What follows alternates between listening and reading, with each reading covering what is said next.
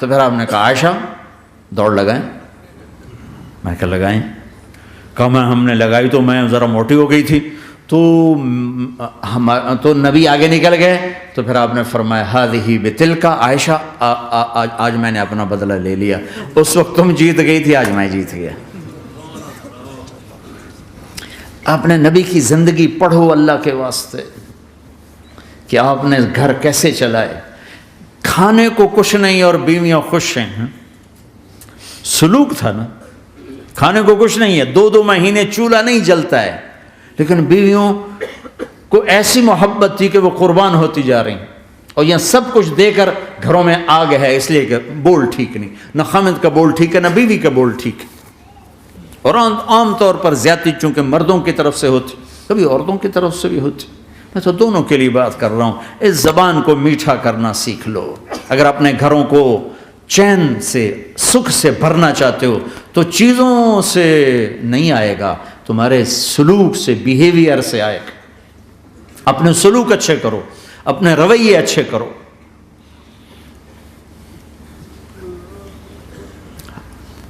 مسجد نبوی میں حبشہ کے لوگ، ایتھوپیا، وہ کر رہے تھے چھوٹے چھوٹے خنجر، اس کے ساتھ نا وہ رقص کر رہے تھے. تو حضرت عائشہ کے کان میں آواز پڑے کہ یا رسول اللہ میں نے دیکھنا ہے. تو کوئی ہمارے جیسا ہوتا کہتا تو لایا نہیں کرتی، فضول کام دیکھتی. تو نبی کی بیوی کو چل بیٹھ قرآن پڑھ، چل مصلی پہ بیٹھ جا، چل تسبیح پڑھ. تجھے خیال کیسے آیا؟ دنیا میں دین مٹ رہا ہے، تمہیں خیال کیسے آیا کہ تو تماشا دیکھتی ہے؟ آپ نے کہا آؤ دیکھتے ہیں. خود آپ دروازے میں کھڑے ہو گئے اور عائشہ کو پیچھے کھڑا کر لیا. تو عائشہ رضی اللہ فرماتی میں آپ کے پردے میں کھڑی ہو کر میں دیکھتی رہی یہاں تک کہ آپ تھک گئے. ہمارے نبی تھک گئے، اور تھک کے نا کبھی یوں ہو جاتے، یوں ہو جاتے، ایک پاؤں کا سارا پھر یوں سارا، پھر کہنے لگے عائشہ بس نہ کریں. میں نے کہا نہیں ابھی میرا دل نہیں بھرا. کہا اچھا ٹھیک ہے. پھر کبھی یوں ہو رہے ہیں، کبھی یوں ہو رہے ہیں، کبھی یوں ہو رہے ہیں، کبھی یوں ہو رہے ہیں. حضرت عائشہ کہتے ہیں جب میں نے کہا بس، پھر آؤ واپس آ. یہ میرے نبی کی زندگی ہے. تم لان تان سے زندگی بنانا چاہتے ہو، ساس سسر بہو پر بیٹے سے بھی زیادہ حق جتانا چاہتے. یہ عام معاشرے کی بات بتا رہا ہوں کہ بہت تباہی ہے. میں تو مسائل سن میں نے تو اب اس دفعہ یہ ارادہ ہے کہ اب میں فون چھوڑ دوں گا، نہیں رکھوں گا. کہ میرے اندر ہمت ہی نہیں رہی کہ میں گھروں کے مسائل، میرا کلیجہ پھٹنے کو ہو کہ ایسے ظلم ہیں، ایسے ظلم ہیں. ہمارا سسرالی معاشرہ بڑا ظالم ہے، بڑا ظالم. 99.99% ظلم ہے.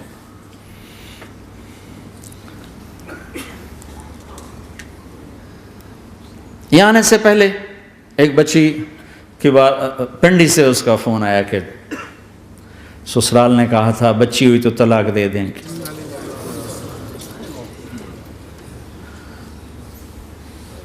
بچی ہو گئی. میں نے ہاتھ جوڑے، پاؤں پکڑے، میرا کیا قصور ہے، اللہ کی تقدیر ہے. طلاق دے دی، نکال دیا گھر سے. حج میں 2 بچہ بچی ساتھ تھے ابھی میرے حج میں. تو 22-23 سال کا بچہ تھا، اتنی سال کی بچی تھی. تو وہ میرے ساتھ حج میں اکٹھے تھے. تو ہم عرفات میں تھے. تو وہ بچہ میرے پاس آ گیا اور کہا یہ بس مولانا میں اپنے گھر سے بڑا تنگ ہوں اور میں نے فیصلہ کیا میں جاتے اپنی بیوی کو طلاق دے دوں گا. میں نے کہا شادی کتنا عرصہ؟ کہا 3 سال. میں نے کہا بیٹا ایسا نہ کرو، میں جب حج سے ہم واپس جائیں گے نا عزیزیہ میں، تو تم دونوں میاں بیوی میرے پاس آنا. تو ہم جب واپس گئے تو میں نے پہلے اس کی بچی کو بلایا اور وہ خود ہی ملنے آ گئے کہ میرے کچھ مسائل ہیں. پھر اس نے بیچارے نے اپنا دکھڑا شروع کیا. تو کہا جی 1 سال بچہ نہیں ہوا تو میری ساس نے مجھے اتنا ذلیل کیا، سسرال نے. یہ تو بانجھ ہے، یہ تو بانجھ ہے، اس کا تو ہونا ہی نہیں ہے. اور اتنے تانے کہ میرے ماں باپ بھی رو رو برا حال، میرا رو رو برا حال۔ پھر آخر یہ ہوا کہ چلو میڈیکلی دیکھا جائے، ٹیسٹ کیا گیا تو فالٹ بچے میں نکلا، میں تو کلیئر تھی، تو پھر میری ساس کی ٹیپ بدل گئی۔ تو تقدیر ہے، تقدیر میں لکھا تھا ایسے ہی، تقدیر ہے تقدیر ہے، اب تقدیر آ گئی، اللہ کی رضا پہ پہلے اس کو ذلیل کیا ہوا تھا، اور جب بیٹے میں فالٹ نکلا تو اب یہ تو تقدیر ہے، تو اللہ کی رضا پہ راضی ہو جائے۔ یہ چھوٹے چھوٹے مسائل۔ جب میں نے تھوڑی سی ان سے سٹنگ کی تو ابھی میں اس سے فون سے ان ٹچ ہوں کہ کہیں یہ پھر بے وقوفی نہ کر بیٹھ۔ کہا مولانا ہمارا گھر سکھی ہو گیا پر ماں باپ دونوں ناراض ہو گئے۔ میں نے ان کی ناراضگی کی فکر نہ کر، انہیں راضی کرنا تیرے ذمے، تیری بیوی کے ذمے نہیں ہے، تو اپنا حسن سلوک باقی رکھ۔ اس حد تک یہ ہمارے گھروں میں جو نہ جاننے کی وجہ سے دیکھو تمہارے یہاں ٹریفک کا سسٹم کتنا اچھا ہے، 10,000 گاڑیاں چل رہی ہوں، ٹریفک بلاک نہیں ہوتی، چل رہی ہوتی، چونکہ ہر آدمی اپنی لائن میں چل رہا ہے۔ اور ہمارے پاکستان میں 10 گاڑیاں کٹھی ہو کے سر پھنسا کے کھڑی ہو جاتی ہیں، ساری رات کھلوتے رہتے ہیں، راہ نہیں دیندے، کھلوتے ہیں کئی دفعہ، او تو ہٹ، او تو ہٹ، او تو پیچھے، او تو پیچھے ہو، 200 گاڑیاں ادھر 200 ادھر۔ یہ چونکہ میں روز سڑکوں پہ چلتا ہوں، روز یہ تماشا دیکھتا ہوں۔ اگر تم اپنی لائن میں رہو تو کوئی فساد ہی نہیں، جب تم اپنا بیریئر کراس کرتے ہو پھر فساد شروع ہو جاتا۔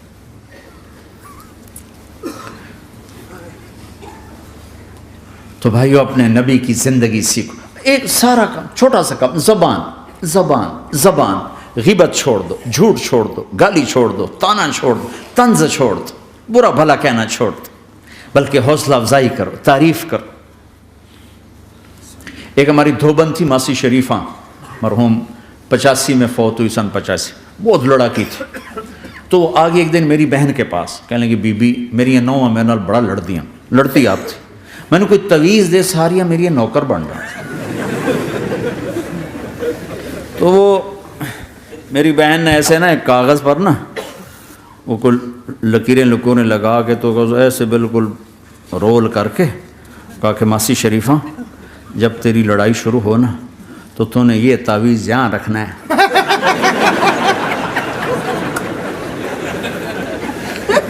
اور اس کو گرنے نہیں دینا، اگر یہ گر گیا تو بڑا فساد ہو جائے گا۔ اب کیا چکر تھا، وہ چپ کرانا تھا اس کو، لڑائی تو ساری اس کی تھی۔ ہفتے کے بعد وہ آگے بی بی تو تا ایسا تویت دیتا ہے ساری لڑائی مک گئی، کیوں جو ماسی شریفہ آپ چپ ہو گئی، یا وہ شروع ہوتے وہ ایسے کر کے بیٹھ جاتی، لڑائی ختم۔ تو میں سب کو یہ تعویذ دے کے جا رہا ہوں،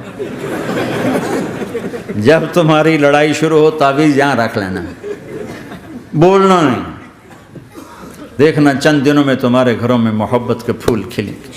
یہاں بہت زیادہ طلاق بڑھ چکی ہے، تھوڑے دنوں میں طلاق جو ایک دوسرے کی برداشت نہیں ہے۔ یہ میرے نبی کی زندگی ہے، برداشت کرو۔ دوسری بات میرے نبی نے فرمایا میرے بیٹے انس تمہیں ایک عظیم سنت بتاؤں، عظیم۔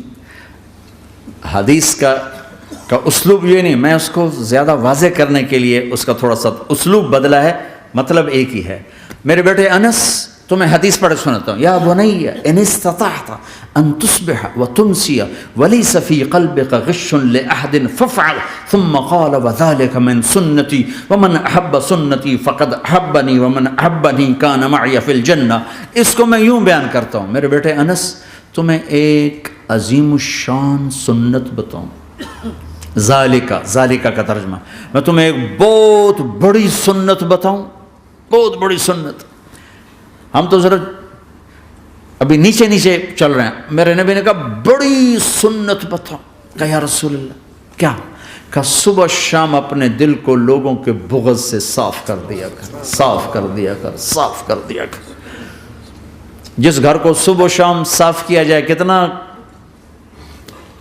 وہ چمکدار ہو جائے گا، جس کپڑے کو صبح شام دھویا جائے، پریس کیا جائے، کتنا چمکنے لگ جائے گا۔ تو دل بھی ایک گھر ہے، دل بھی ایک کپڑا ہے، اس پر داغ لگتے ہیں۔ جب میں کسی کے ساتھ نیگیٹو ہوتا ہوں تو اس کا اثر اس کے دل پہ جاتا ہے۔ تو میرے نبی نے فرمایا بیٹا چونکہ بہت زیادہ آندھی بہت زیادہ ہے تو صرف ایک دفعہ جھاڑو دینا کافی نہیں ہوگا، صبح بھی جھاڑو دینا ہے اور شام کو بھی جھاڑو دینا ہے، اور رات کو سونے سے پہلے یہ کہہ کے سویا کرو یا اللہ میں نے سب کو معاف کیا۔ کوئی معافی مانگنے آ جائے تو دیر نہ کرنا، فوراً معاف کرنا، اور تم سے خطا ہو جائے تو معافی مانگنے میں دیر نہ کرنا۔ کوئی تم سے زیادتی ہو جائے تو معافی مانگنے میں دیر نہ کرنا، اور تم پر زیادتی کر کے کوئی معافی مانگنے آ جائے تو معاف کرنے میں دیر نہ کرنا۔ اللہ کی رحمت تمہیں ایسے چھاؤں میں لے لے گی۔ دل کو صاف رکھو، بے حساب جنت میں جاؤ گے، بغیر حساب جنت میں جاؤ گے۔ دلوں کو صاف کرنا سیکھ لو۔ اپنے دل کو جھاڑو سے دیکھو نا، اگر ہم اپنے گھر کو صاف نہیں کریں گے تو کتنا گندا ہو جائے گا، اور صاف کریں گے تو چمکدار ہو جائے گا۔ دل تمہارا گھر ہے، اس کو اللہ نے اپنے لیے پسند کیا ہے، اس کو صاف کرو صبح بھی شام بھی۔ یا اللہ میں کسی سے ناراض نہیں۔ اگر تم اس مجمع میں ایسے لوگ بیٹھے ہو جو کسی سے تم بولتے نہیں ہو، بھائی بھائی ہے، دوست ہے، میاں ہے، بیوی ہے، چاچا ہے، بھتیج، آپس میں اگر تم کٹے ہوئے ہو، ہاتھ جوڑتا ہوں اٹھتے ہی صلح کر لو۔ چونکہ میرے نبی کا فرمان ہے جب دو مسلمان آپس میں لڑ پڑیں اور بات نہ کریں تو اللہ ان کے سارے عمل مردود کر دے۔ تو کہتا جب تک یہ صلح نہیں کریں گے ان کا کوئی عمل قبول نہیں ہے۔ تو اپنے دل پہ پتھر رکھو، معاف کرو، خود جا کے معافی مانگو، چاہے جتنا اس میں تمہیں زور لگانا پڑے مانگو۔ اللہ کی قسم میرے نبی کا فرمان ہے معاف کرنے سے عزت گھٹے تو مجھ سے لے لو، معاف کرنے سے عزت نہیں گھٹتی۔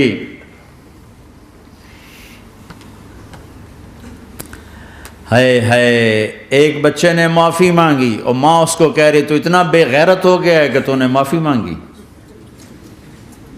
اگر ماں کہہ رہی تو اتنا بے غیرت ہو گیا تو نے معافی مانگی۔ ماؤں کا یہ سبق ہوگا تو اولاد کیا کرے گی؟ آپ سوئے ہوئے ہیں، سفر میں ہیں، میرے نبی ایک بدو آیا، غورس اس کا نام تھا، غورث۔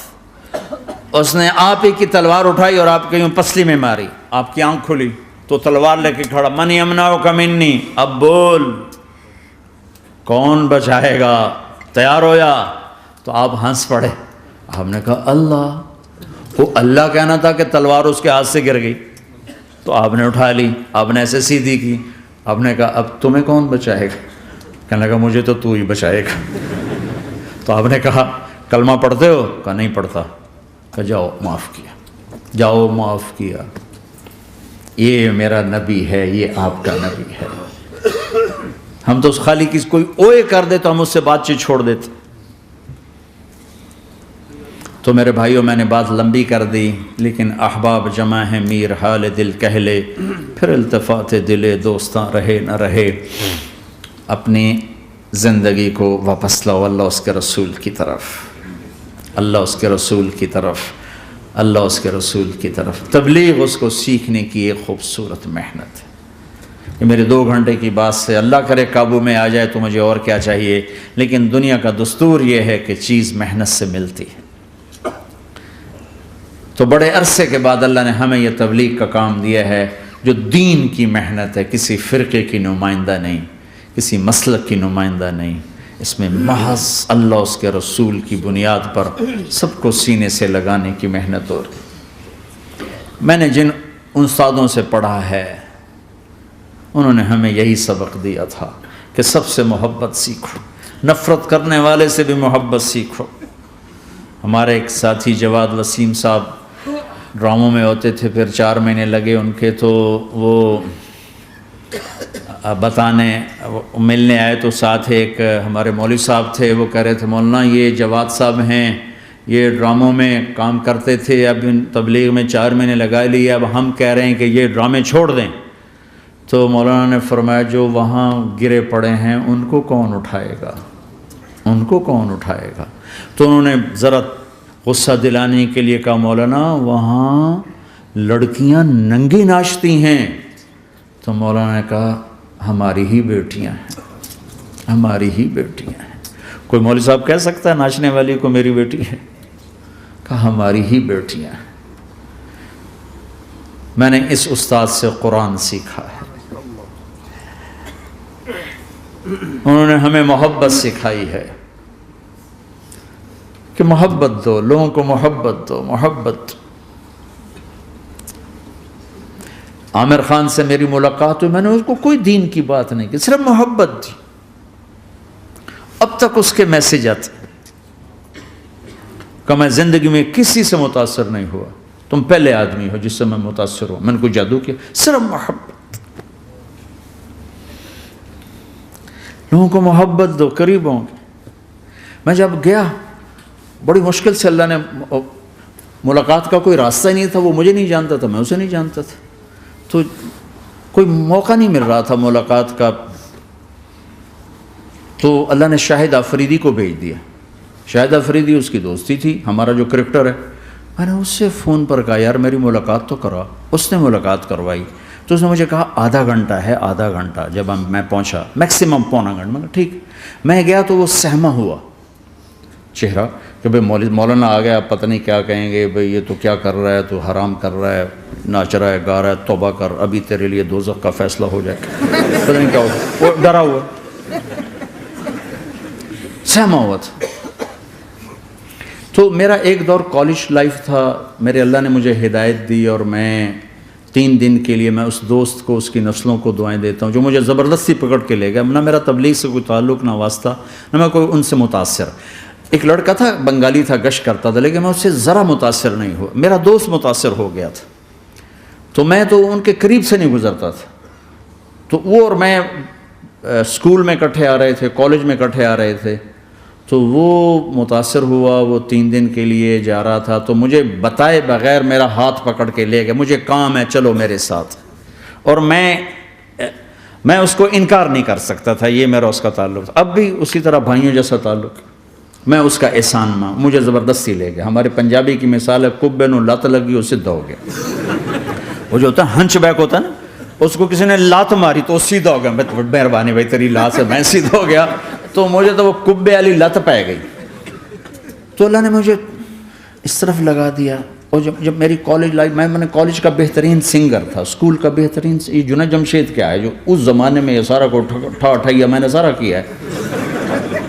تو اب وہ بیچارہ ایسے بیٹھا ہوا, تو میں نے اس سے بیٹھتے ہی فلموں کی باتیں شروع کر دی. اور تھوڑی دیر بعد کہ میں نے محسوس کیا کہ فرام 60 to 72 جو فلم انڈسٹری کو جتنا میں جانتا تھا اتنا وہ نہیں جانتا تھا. تو اس کے اوپر میرے علم کا روپ پڑ گیا, اس کی لائن کا علم تھا نا. تو حیران پریشان, یہ واز تو ہو نہیں رہا. تو کبھی دلیپ کمار کی باتیں شروع ہو گئیں, کبھی راج کپور کی شروع ہو گئیں, اور کبھی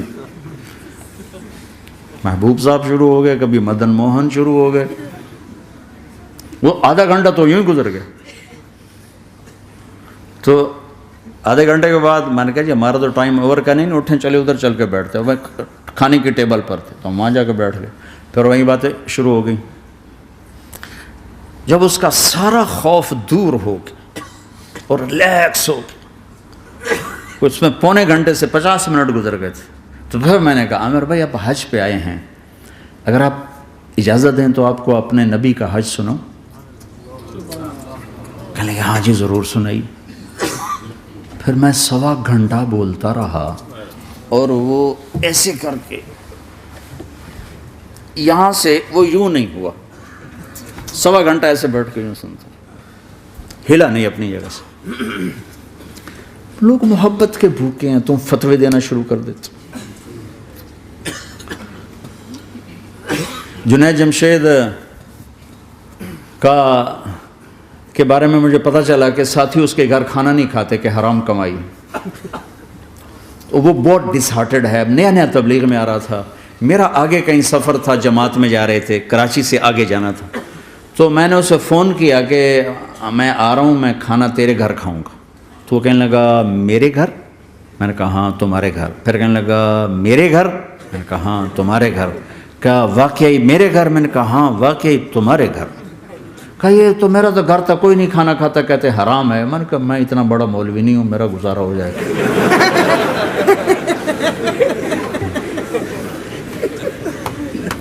کچھ عرصے بعد وہ 4 مہینے کے لیے جماعت میں چل رہا تھا. لوگوں کو محبت. میں رائمنڈ میں بیٹھا تھا, ایک شخص آ گیا, کہا جی وہ مبارک سینما لاہور میں تھا, اس کا مالک آ رہا تھا چند دنوں سے رائمنڈ. آج وہ کچھ گھر سے لے کر آیا تو ایک دی وہاں کسی رائمنڈ میں کسی کو پیش کی تو اس نے انکار کر دیا, میں نہیں کھاتا, آپ کی کمائی حرام ہے. تو بہت زیادہ شرمندہ ہو رہا. میں نے کہا اسے لے آؤ جلدی سے میرے پاس. وہ اس کو لے کر آئے تو میں نے کہا جی کیا نام ہے؟ کہا جی ہارون. کیا کرتے ہو؟ تو اس نے سر یوں کر لیا, وہ چھوٹا سا بزنس ہے. میں نے کہا کیا بزنس ہے؟ بس چھوٹا موٹا بزنس ہے. میں نے کہا بھائی بتاؤ تو صحیح. کہا سینما ہے سینما ہے. میں نے کہا کون سا سینما؟ مبارک سینما. مبارک. میں نے کہا مبارک؟ ہاں وہ جس میں شمع پروانہ میں نے دیکھی تھی وہ مبارک صاحب اس کے جو اونر تھے, پہلے ان کی فوٹو آتی تھی, مر گئے تھے وہ, ان کا سیڈ میوزک چلتا تھا, بعد میں فلم چلتی تھی. وہ مجھے ایسے دیکھنے لگا کہ یہ کیا کہہ رہا ہے. اور میں نے اسے یوں دوستی لگائی. دن کے بعد دیکھا تو اتنی بڑی داڑھی کے ساتھ 4 مہینے لگا.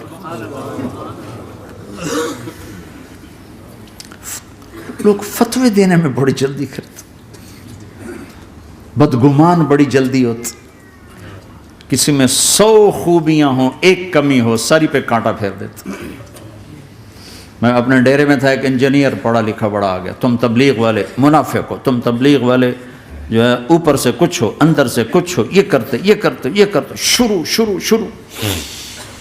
میرے ڈیرے میں تھا, مجھے بولنا نہیں تھا, میرا مہمان تھا, مہمان تو جوتا بھی مارے تو ہمیں سہنے کا حکم ہے. میں چپ کر کے سنتا رہا. جب وہ سارا کچھ بول بیٹھا تو میں نے کہا بھائی صاحب اللہ تعالیٰ نے پرفیکشن نہیں مانگی, کاؤنٹنگ کہا ہے, کاؤنٹنگ کروں گا. 100 نمبر نہیں مانگے, کہا ہے میں کاؤنٹنگ کروں گا, اگر تمہارے 51 ہوئے تو باقی معاف کر دوں گا. تو جو گناہ عیب ثواب آپ بتا رہے ہیں, ممکن ہے اللہ معاف کر دے ان نیکیوں کی وجہ سے جو تبلیغ والے کر رہے ہیں. اور کسی کو برا کہنا یہ اپنے برا ہونے کی پہلی نشانی ہے. میرے نبی نے فرمایا کسی کے برا ہونے کے لیے یہی کافی ہے کہ دوسرے کو برا کہے. یہ میں اسے نہیں کہا, یہ ویسے آپ کو بتا رہا ہوں, اس کو یہ میں نے نہیں کہا, آپ سے عرض کر رہا ہوں کہ میرے نبی نے فرمایا کہ کسی کے برا ہونے کے لیے اتنا ہی کافی ہے کہ دوسروں کو برا سمجھو. میں نے کہا اللہ نے کاؤنٹنگ رکھی ہے, کاؤنٹنگ. اور میں نے کہا یہ جو حکومت پاکستان ہے یہ کوئی اتنی اچھی حکومت نہیں ہے, لیکن یہ بھی اپنے رعایا کے لیے اتنی رحم دل ہے کہ جو لڑکا 33 نمبر لے اس کو پاس کر دیتے ہیں. 67 نمبر نہیں لیے کوئی بھی نہیں کہتا کہ تو فیل ہے, سب کہتے تو پاس ہے, تو پاس ہے, تو پاس ہے. فیل ہونے کا تانا کوئی نہیں دے سکتا, پاس ہے. ٹھیک ہے. میں نے کہا اللہ اس حکومت پاکستان سے کروڑوں گنا زیادہ مہربان ہے. پتہ نہیں کون سی نیکی پہ مہربان اگر جاؤ, لیکن جو کہ مزاج بن گیا ہے تنقید. یہاں تک ایک کہنے لو جی دیکھو جی نور جہاں 27 رمضان مر گئی, شب قدر مر گئی. میں کہا اللہ تے کیس کرو ہن جا, اللہ تے مقدمہ کرو. بھائی نور جہاں 27 رمضان کو کیوں مر گئی؟ 27 رمضان کو کوئی آدمی اپنی مرضی سے مر سکتا؟ اتنی مقدس رات, اتنا مقدس دن, تو کوئی بات تو اللہ کو پسند آئی جو اس کی موت دی. لیکن ہماری عادت بن گئی ہے کمیاں پکڑنا, ٹانٹنگ کرنا, چھل نہیں کر دینا سینہ. اپنے اب دھن دھنی اپنی دھن, تجھے کیوں فکر ہے اے گل دلے صد چاک بلبل کی, تو اپنے پیرہن کے چاک تو پہلے رفو کر لے. کیوں اوروں کے عیب دیکھ دیکھ خود بھی اپنے غیظ و غضب میں اور اپنے حسد کا شکار اور کبھی بغض کا شکار. ارے اندھے بن جاؤ گا, مجھے کچھ نہیں نظر آتا, میں صرف عیب میں صرف خوبیاں دیکھوں گا, عیب نہیں دیکھوں گا. لوگوں کو قریب کرو, پیار کرو, محبت دو. بیوی خامند کو محبت دے, اظہار کرے. خامند بیوی کو محبت دے, اظہار کرے. میرے نبی نے فرمایا بیویوں کے لیے زیب و زینت اختیار کرو. میرے نبی نے فرمایا اپنی بیویوں کے لیے زیب و زینت اختیار کرو. اور عورتوں کو ترغیب دی, فرمایا ام سلمہ میرے لیے ایسے میک اپ کرتی ہے جیسے جنت کی حور اپنے خامد کے لیے میک اپ کرے گی. کیا خوبصورت زندگی بتائی. ہم عائشہ کو لقمے بنا بنا کے کھلاتے تھے. محبت تو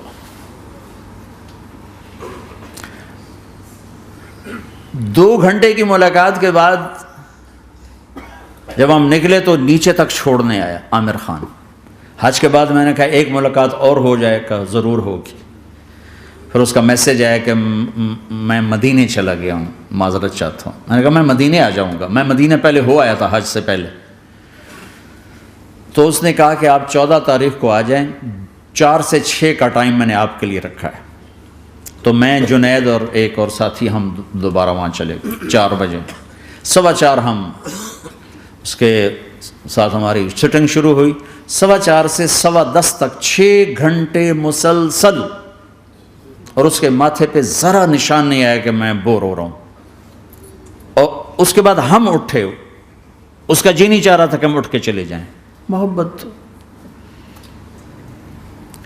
پھر ایک امتحان پڑ گیا. میں اجتماع میں تھا رائمنڈ کے پچھلے سال. اس کا میسج آ گیا میری فلم تلاش آ رہی, اس کی کامیابی کی دعا کرو.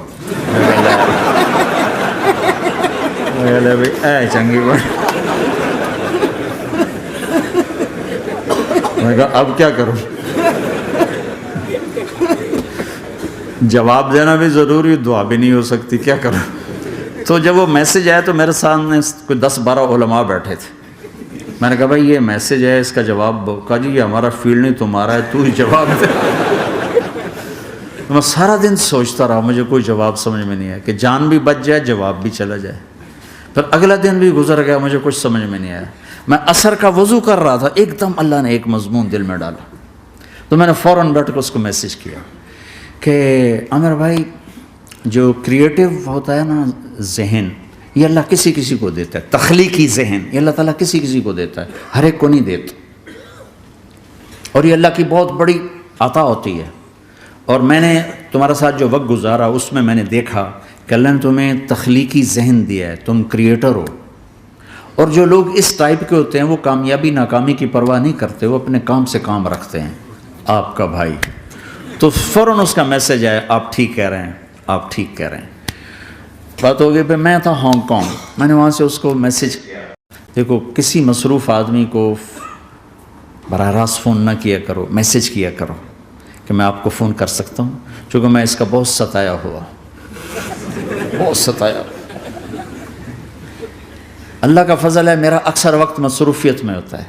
فون کرنے والے کو کیا پتہ کہ میں کس حال میں بیٹھا ہوں. اور جب میں فون نہیں اٹھاتا ہوں تو مجھے فوراً فتویٰ آتا ہے متکبر ہو گئے ہو, میں وزیر اعلیٰ نہیں اس لیے میرا فون نہیں اٹھا رہے ہو. میں سعید انور ہوتا, جنید جمشید ہوتا, میں شہباز شریف ہوتا, میں پتہ نہیں پرویز الہی ہوتا, تو پھر تو تم میرا فون اٹھاتے. اس قسم کے میسج آتے ہیں پھر جو انتہائی تکلیف دہ ہوتے. کسی کی جو ذاتی زندگی ہے وہ اس کو اللہ نے حق دیا ہے, اس میں انٹرفیرنس جو ہوتی ہے کہ میں کسی کی بات سنوں نہ سنوں, اللہ نے مجھے حق دیا ہے. پھر خاص طور پر آپ فون کر رہے ہیں, آپ کو کیا پتہ کہ اگلا کہاں بیٹھا ہوا ہے. اور اس نے بہت لوگوں کو بد اخلاق بھی کر دیا ہے, بدتمیز بھی کر دیا ہے. اور کچھ ایسا فوبیا ہو گیا ہے. میں ٹوائلٹ میں نے سنا فون پہ گلاں کرتا بیٹھا, باہر لائن لگی اندر گلاں کرتا بیٹھا. اور یہ ہمارے جو سوداگر ہیں تاجر پاکستانی, یہ ٹوائلٹ میں بیٹھ کے سودے کر رہے, چک لو بیچ لو کر لو, اور بے وقوف پیشاب تو ٹھیک کر لو. ایک ہاتھ میں فون کان کو لگا تو دوسرے ہاتھ سے کھانا کھا رہے ہوتے. ارے اپنی جان کے دشمن نہ بنو کہ کھانا کھاتے ہو صرف کھانا کھاؤ, فون آف کر دو. بیوی کے پاس بیٹھے ہیں, خوش گپیاں ہو رہے ہیں, ٹرن بیوی تو پارا ہو گیا.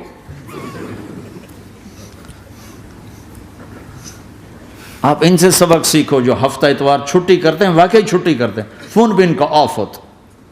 تمہیں کون سا ہابڑا پڑ گیا ہے کہ سوتے ہوئے بھی فون، بیوی کے پاس بیٹھے ہوئے فون، کسی کی نجی زندگی میں، پرائیویٹ زندگی میں اس قدر دخل اندازی.